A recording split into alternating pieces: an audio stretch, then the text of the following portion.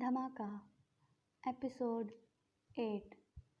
عمران صاحب نے چند لوگوں کی ڈیوٹی لگائی تھی کہ وہ ان کے تمام ملازموں پر کڑی نظر رکھیں اور ایک ٹیم سے کہا کہ وہ تمام گھر کو چیک کریں کہ کس جگہ ٹرانسمیٹر موجود ہے۔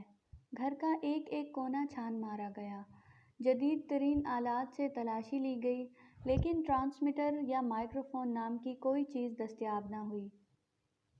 اتنے میں ذیشان اپنے ایک دوست کے ساتھ گھر میں داخل ہوا۔ ابو، آپ کو معلوم ہے کہ آج ہنگاموں میں مزید 122 افراد ہلاک ہو گئے؟ بیٹے ذیشان، میں نے تم کو منع کیا تھا کہ زیادہ باہر نہ رہا کرو، پھر تم بغیر بتائے نکل جاتے ہو۔ کم از کم اپنی امی کو بتا کر جایا کرو۔ تم پچھلے 1 گھنٹے سے کہاں تھے؟ عمران صاحب نے کچھ پیار اور کچھ ڈانٹتے ہوئے کہا۔ ابو، یہ میرے دوست ہیں طارق، میں ان کے گھر میں تھا۔ یہ ساتھ والی گلی میں ان کا گھر ہے اور طارق میرے ہی اسکول میں پڑھتا ہے۔ اکیلا بیٹھا بور ہو رہا تھا تو اس کے گھر چلا گیا اور اب ساتھ ہی لے آیا ہوں۔ اب ہم اپنے کمرے میں گیم کھیلیں گے۔ اچھا ٹھیک ہے، عمران صاحب نے کہا، اپنے کمرے میں جاؤ اور جب بھی کہیں جانا چاہو تو بتا کر جایا کرو۔ Right sir. ذیشان نے عمران صاحب کو سلیوٹ کیا اور عمران صاحب کا موڈ ٹھیک ہو گیا۔ وہ مسکرانے لگے۔ ان کا ایک ہی بیٹا تھا اور انہیں تقریب کاروں سے سخت پریشانی تھی۔ وہ لوگ عمران صاحب کو بلیک میل کرنے کے لیے کچھ بھی کر سکتے تھے۔ اتنے میں خفیہ پولیس کا ایک آدمی جو گھر میں جدید ترین آلات سے ٹرانسمیٹر کی تلاش میں مصروف تھا، عمران صاحب کے قریب آیا اور آہستہ سے کہا، ٹرانسمیٹر ذیشان بابو کے کمرے میں موجود ہے۔ ٹھیک ہے، ذیشان کے کمرے کی تلاشی لی جائے، لیکن اس وقت جب ذیشان اپنے کمرے میں موجود نہ ہو۔ عمران صاحب نے خفیہ پولیس کے آدمی سے کہا اور خود اپنے کمرے میں چلے گئے اور پریشانی کے عالم میں ٹہلنے لگے۔ شام کو ذیشان مولوی صاحب سے پڑھنے کے لیے ڈرائنگ روم میں گیا تو ذیشان کے کمرے کی جدید ترین آلات سے تلاشی لی گئی، لیکن کسی قسم کے ٹرانسمیٹر کی نشاندہی نہ ہوئی۔ عمران صاحب کو آگاہ کیا گیا تو وہ اور بھی پریشان ہوئے کہ چکر کیا ہے، اور بار بار پولیس افسر سے پوچھ رہے تھے کہ لڑکے سے غلطی تو نہیں ہوئی، اور وہ کہہ رہا تھا کہ غلطی اگر ہوئی ہے تو آلات سے ہوئی ہے، مجھ سے غلطی نہیں ہوئی۔ اس وقت یہ کہہ رہے تھے کہ موجود ہے اور اب موجود نہیں ہے۔ اچھا تم جاؤ۔ Right sir. اس نے سلیوٹ کیا اور چلا گیا، لیکن دوسرے ہی لمحے وہ پھر عمران صاحب کے پاس موجود تھا۔ سر، ٹرانسمیٹر موجود ہے۔ کہاں؟ عمران صاحب نے پوچھا۔ ڈرائنگ روم میں، جہاں ذیشان بابو مولوی صاحب سے پڑھ رہے ہیں۔ اور سر، پولیس افسر سے ڈرتے ڈرتے کہا، مجھے شک ہے کہ ذیشان اور مولوی صاحب ہی کے ذمہ دار ہیں۔ ٹرانسمیٹر پہلے ذیشان کے کمرے میں تھا اور اب اسے ذیشان اپنے ساتھ غالباً اس لیے لے گیا ہے کہ مولوی صاحب کے حوالے کر دیا جائے، یا وہ دونوں بیٹھ کر کوئی پیغام دینے کی کوشش کریں گے۔ یہ بھی ممکن ہے کہ مولوی صاحب آپ کے بیٹے سے تمام خبریں لے کر تقریب کاروں تک پہنچاتے ہوں گے۔ میرے خیال میں مولوی صاحب کو گرفتار کر لینا چاہیے۔ یہ مناسب نہیں ہے، عمران صاحب نے کہا اور پولیس افسر کو اشارہ کیا۔ میرے ساتھ آؤ، اور وہ دونوں ڈرائنگ روم سے کان لگا کر کھڑے ہو گئے اور سننے لگے۔ مولوی صاحب نے اپنا سبق سنانا اور نیا سبق دینا شروع کر دیا۔ 2-3 مرتبہ اسے دہرایا اور پھر بیٹھ کر انہیں پڑھنے لگے اور ذیشان سبق دہراتا رہا۔ قل هو اللہ احد اللہ الصمد لم یلد ولم یولد ولم یکن لہ کفوا احد۔ کہو کہ اللہ ایک ہے، اللہ بے نیاز ہے، نہ اس کی کوئی اولاد ہے اور نہ وہ کسی کی اولاد ہے، اور کوئی اس کا ہمسر نہیں۔ تقریباً نصف گھنٹے کے بعد مولوی صاحب اٹھ کر چلے گئے اور ذیشان بھی ڈرائنگ روم سے اپنے کمرے میں چلا گیا۔ کوئی ایسی بات ان کے درمیان نہیں ہوئی تھی۔ عمران صاحب نے پولیس افسر کی طرف دیکھا اور کہا کہ اس کے پاس کوئی جواب نہ پا کر اسے کہنے لگے کہ تم ڈرائنگ روم کی تلاشی لو۔ تلاش کرنے کی ضرورت نہیں ہے، پولیس افسر نے کہا۔ مجھے کوئی سگنل موصول نہیں ہو رہا۔ مطلب یہ کہ ٹرانسمیٹر اب اس کمرے میں موجود نہیں ہے۔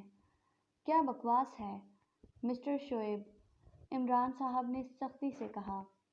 سر، آپ میری بات اب بھی مان لیں، مولوی صاحب کو گرفتار کر لیں۔ ذیشان نے ٹرانسمیٹر کو دے دیا ہے اور وہ لے کر چلے گئے ہیں۔ لڑکے، اب تم بھی جاؤ، عمران صاحب نے کہا، اور کل اسی وقت پھر آ جانا۔ مولوی صاحب آتے ہیں۔ Right sir. Inspector Shoaib salute کر کے چلے گئے۔ دوسرے دن جب مولوی صاحب آئے اور ڈرائنگ روم میں چلے گئے اور ذیشان بھی ڈرائنگ روم میں چلا گیا تو عمران صاحب نے انسپکٹر کو اشارہ کیا اور پھر کل کی طرح ڈرائنگ روم سے کان لگا کر کھڑے ہو گئے۔ آدھے گھنٹے کے بعد وہ عمران صاحب کے کمرے میں آئے اور کہنے لگے، سر آپ نے بہت اچھا کیا جو کل میرا کہنا نہ مانا اور مولوی صاحب کو گرفتار نہیں کیا۔ کیوں، کیا ہوا؟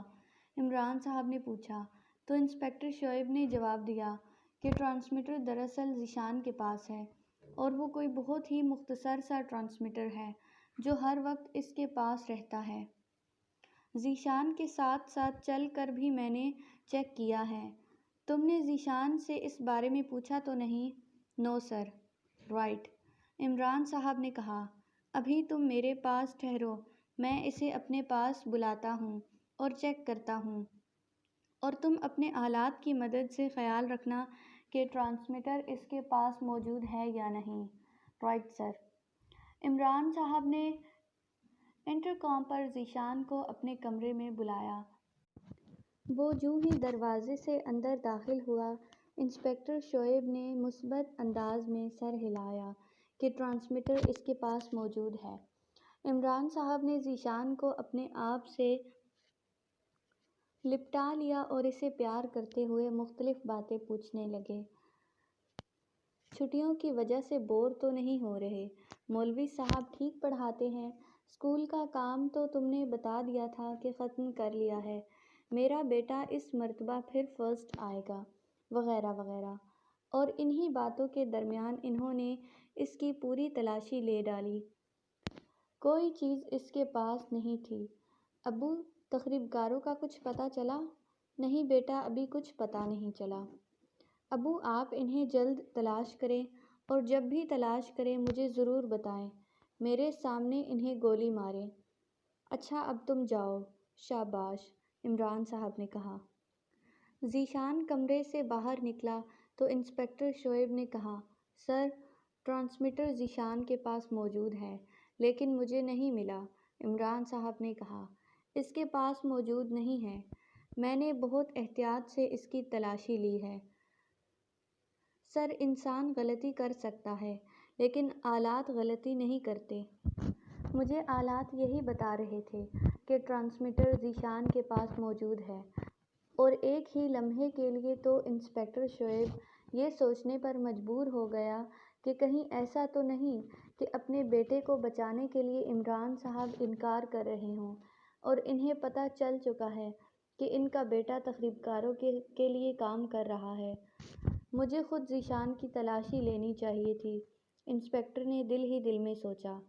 عمران صاحب سخت پریشان تھے کہ یہ کیسے ہو سکتا ہے کہ ان کا اکلوتا بیٹا تخریب کاروں کے لیے کام کرے۔ کیا وہ بلیک میل ہو رہا ہے؟ اسے کسی وجہ سے مجبور کیا جا رہا ہے؟ وہ یہ سوچنے پر مجبور ہو گئے کہ اغوا ہونے کے بعد اس نے تخریب کاروں کے لیے کام کرنا شروع کر دیا ہے، اور تخریب کاروں نے جو اسے چھوڑ دیا ہے تو اس کی وجہ یہی ہے کہ اسے اپنا ایجنٹ بنا کر میرے گھر بھیجا ہے۔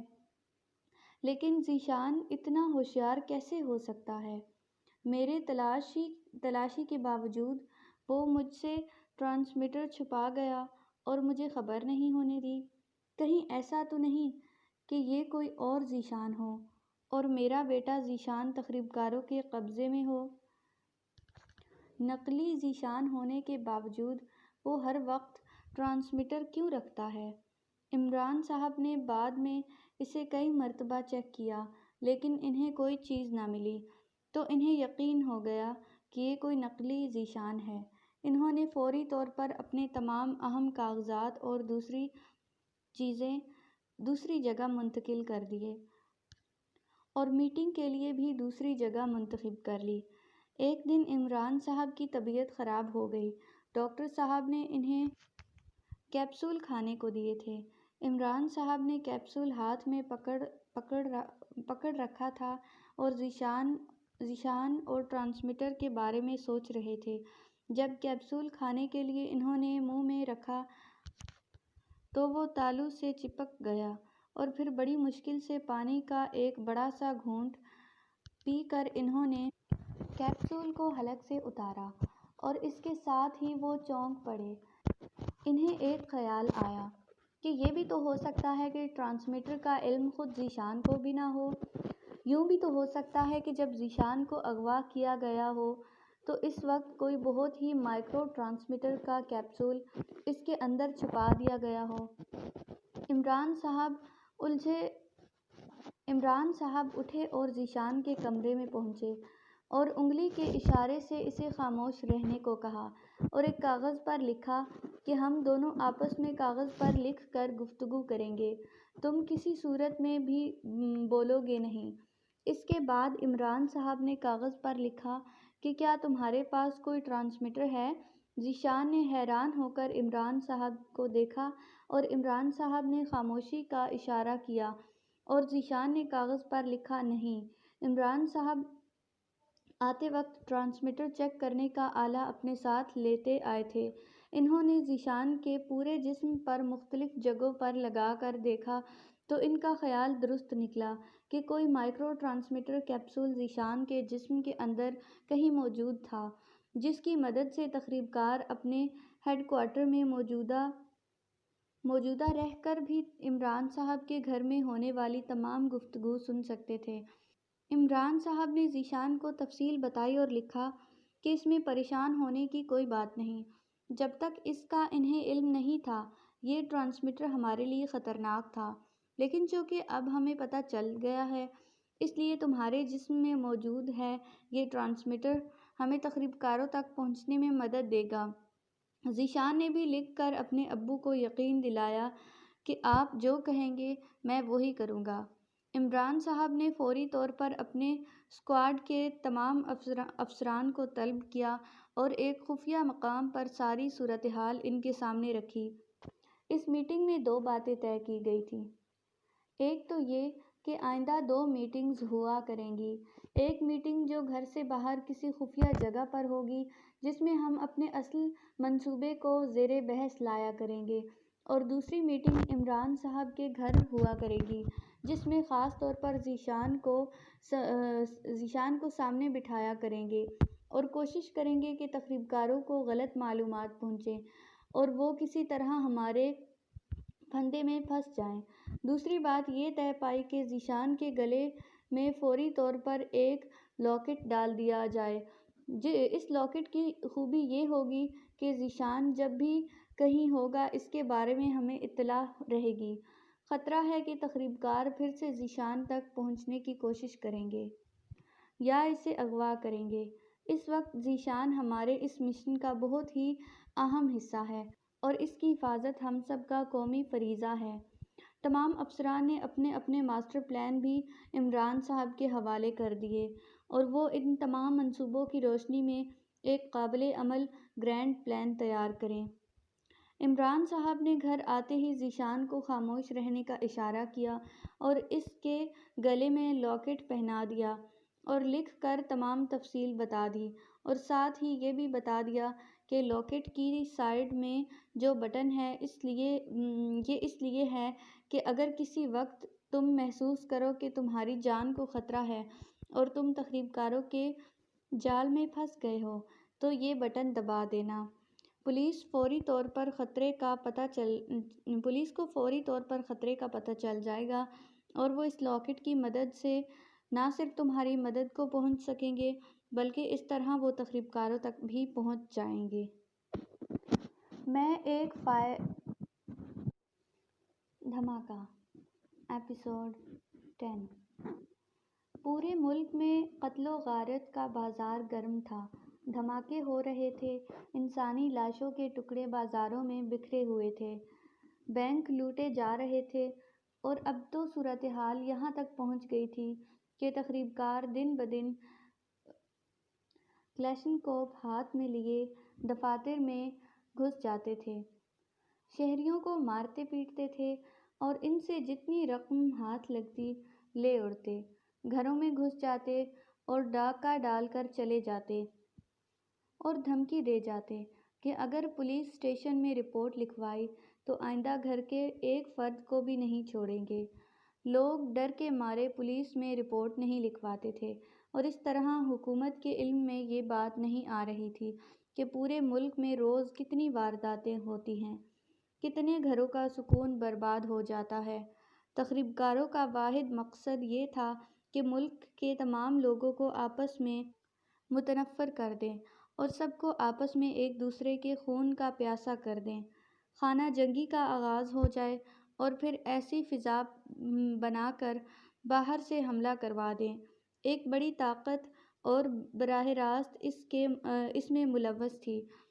صدر اور وزیر اعظم نے اس طرف واضح طور پر اشارہ کر دیا تھا، اور اعلیٰ سطح پر اس صورتحال کا آخری حل تلاش کرنے کی کوششیں ہو رہی تھیں۔ فوری طور پر حکم نافذ کیا گیا کہ تمام غیر قانونی اسلحہ واپس لے لیا جائے، اور آخری اعلان کے بعد جس کے پاس بھی غیر قانونی اسلحہ پایا جائے اسے عبرتناک سزا دی جائے۔ آج جمعہ کا دن تھا۔ ذیشان نے پہلے تو اپنے ابو کے ساتھ شہر کی جامع مسجد میں جمعہ کی نماز ادا کی، اور پھر اس نے اجازت لے کر اپنے دوست طارق کے گھر رک گیا اور اس کے ساتھ مل کر ویڈیو گیم کھیلنے لگا۔ وہ طارق سے تخریب کاروں کے متعلق ہی گفتگو کر رہا تھا اور کہہ رہا تھا کہ یار طارق، ایک ایسی ویڈیو بھی ہونی چاہیے جس میں پولیس اور تخریب کاروں کا مقابلہ ہو اور تم دیکھو کہ میں سب سے زیادہ سکور کروں، ایک تخریب کار بھی زندہ نہ چھوڑوں۔ ابھی تخریب کاروں کا خاتمہ جاری تھا کہ طارق کے ملازم نے آ کر بتایا کہ ذیشان کا ٹیلی فون ہے۔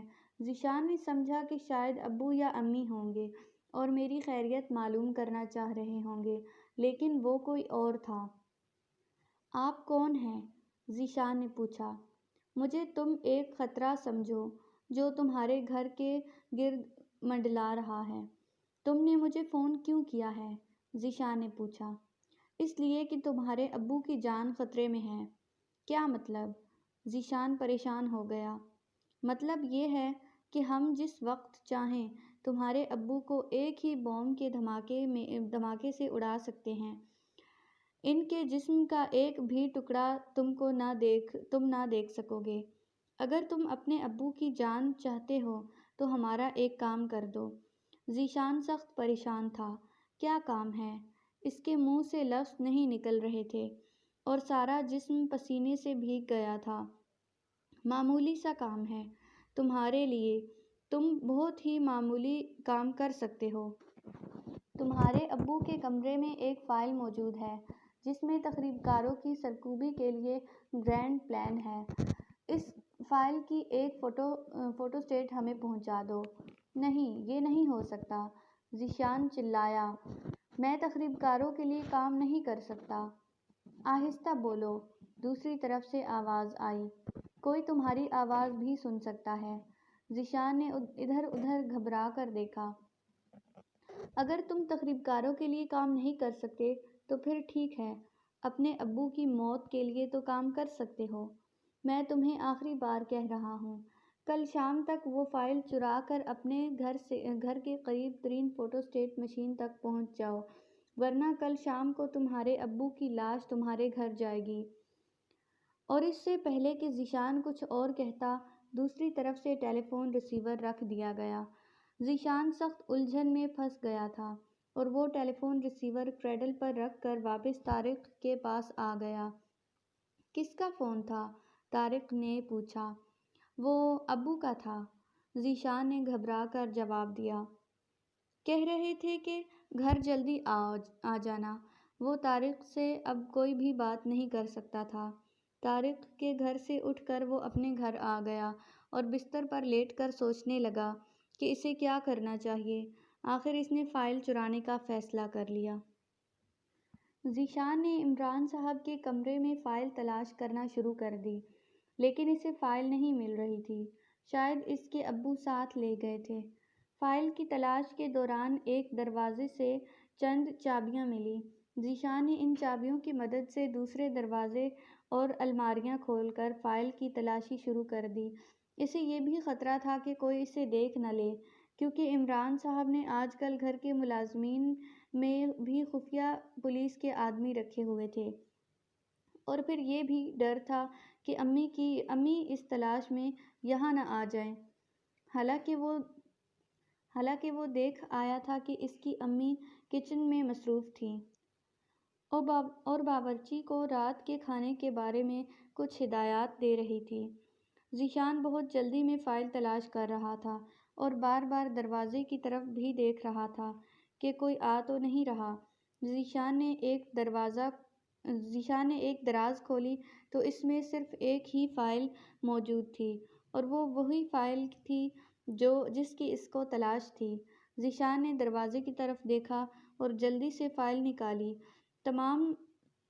تمام الماریوں کے دروازے اسی طرح بند کر دیے اور اپنے ابو کے کمرے سے چلا گیا۔ اب وہ یہ سوچ رہا تھا کہ کس طرح گھر کے لوگوں کو چکر دے کر فوٹوسٹیٹ مشین تک پہنچ جائے۔ آخر اسے ایک موقع مل گیا اور وہ فائل چھپا کر گھر سے نکلنے میں کامیاب ہو گیا۔ اس کے گھر کے قریب ترین جہاں فوٹوسٹیٹ مشین موجود تھی وہ گولڈن جنرل اسٹور تھا۔ اس نے فوٹوسٹیٹ مشین پر پہنچ کر فائل کے ہر صفحے کی ایک ایک نقل بنانے کے لیے کہا۔ ابھی پہلے صفحے کی نقل ہی بنی تھی کہ بلیک مین خوشبو جنرل اسٹور میں داخل ہو گئی۔ یہ وہی شخص تھا، گورا چٹا، بلی آنکھیں، سنہرے بال تھوڑے کانٹوں کی طرح، سفید مونچھیں، سفید ریچھ جیسا۔ غیر ملکی آتے ہی ذیشان کے ساتھ فری ہو گیا۔ ہاں تو بیٹے، فوٹوسٹیٹ ہو گئی؟ اور پھر دکاندار سے کہنے لگا، ذرا جلدی۔ اسے اردو بولنے میں دقت ہو رہی تھی، لیکن وہ کافی ٹھیک اردو بول رہا تھا۔ وہ تمام نقول خود اٹھا رہا تھا اور اصل ذیشان کو دیے جا رہا تھا، بلکہ اشارہ کر دیتا کہ اصل ذیشان اٹھا لے۔ وہ اصل کاغذات کو ہاتھ بھی نہیں لگانا چاہتا تھا۔ جب فائل مکمل طور پر فوٹوسٹیٹ ہو گئی تو بل اس نے خود ادا کیا اور ذیشان کے سر پر ہاتھ رکھ کر اسے باہر لے آیا۔ سخت گھبراہٹ کے باوجود ذیشان نے اپنے آپ پر قابو رکھا ہوا تھا، اور آج وہ کسی قیمت پر بھی اس کے ساتھ جانے کو تیار نہ تھا۔ اس نے پکا تہیہ کر لیا تھا کہ وہ لاکٹ کا بٹن دبا دے گا۔ بلیک مین خوشبو والے آدمی نے باہر جا کر ذیشان کے کندھوں سے ہاتھ اٹھا لیا اور ذیشان سے بے پرواہ اپنی پجاروں میں جا بیٹھا، جس کے اندر 2-3 لوگ کلاشنکوف سنبھالے بیٹھے تھے۔ ذیشان نے اپنی سائیکل سنبھالی اور گھر کی طرف چلنے لگا۔ چپکے سے آ کر فائل اپنی جگہ پر رکھ دی اور اپنے کمرے میں جا کر بستر پر لیٹ گیا اور یہ سوچنے لگا کہ اس نے کیا کیا، اچھا کیا یا برا کیا۔ ذیشان سوچ رہا تھا کہ آج ابو جب آئیں گے تو انہیں ساری صورتحال سے آگاہ کر دے گا کہ یہ غلطی میں کر چکا ہوں، لیکن اس کے علاوہ اس کے پاس اور کوئی دوسرا راستہ نہیں تھا۔ اب وہ جو کرنا چاہتے ہیں کر لیں، تاکہ جلد از جلد ایسے اقدامات کیے جا سکیں کہ تخریب کار اس گرینڈ پلان سے فائدہ نہ اٹھا سکیں۔ ذیشان نے اپنے دوست کے گھر جانے کا بہانہ کیا اور طارق کو لے کر دونوں سائیکل پر سیر کو نکل گئے۔ ذیشان نے ابھی طارق کو کچھ نہیں بتایا تھا اور اس وقت وہ بھی سیکٹریٹس میں گھوم رہا تھا۔ اس کا خیال تھا کہ تخریب کاروں کا خفیہ ہیڈ کوارٹر اسی علاقے میں ہے۔ اس سے پہلے بھی وہ کبھی اکیلا اور کبھی طارق کے ساتھ اس سیکٹر میں گھومتا رہتا تھا۔ جب اسے اغوا کیا گیا تھا تو اس نے چند ایسی نشانیاں ذہن نشین کر لی تھیں جو اسے اس علاقے میں پائی جاتی تھیں۔ وہ ابھی تک اپنے شک کو یقین میں بدلنے میں کامیاب نہیں ہوا تھا۔ ذیشان اچانک ایک اسٹریٹ کے سامنے رک گیا اور طارق کو واپس مڑنے کا اشارہ کیا۔ یہی اسٹریٹ تھی اور اس اسٹریٹ کے ایک بڑے سے گھر اور کئی گاڑیوں کے ساتھ بلیک مین خوشبو کی سرخ پجیرو جیپ کھڑی تھی۔ ذیشان اس جیپ کو دیکھ کر اتنا گھبرایا کہ اس کا نمبر بھی دیکھنا بھول گیا اور فوراً وہاں سے بھاگ کھڑا ہوا۔ اسے اس بات کی خوشی تھی کہ وہ تخریب کاروں کے خفیہ اڈے کا پتہ چلانے میں کامیاب ہو گیا تھا۔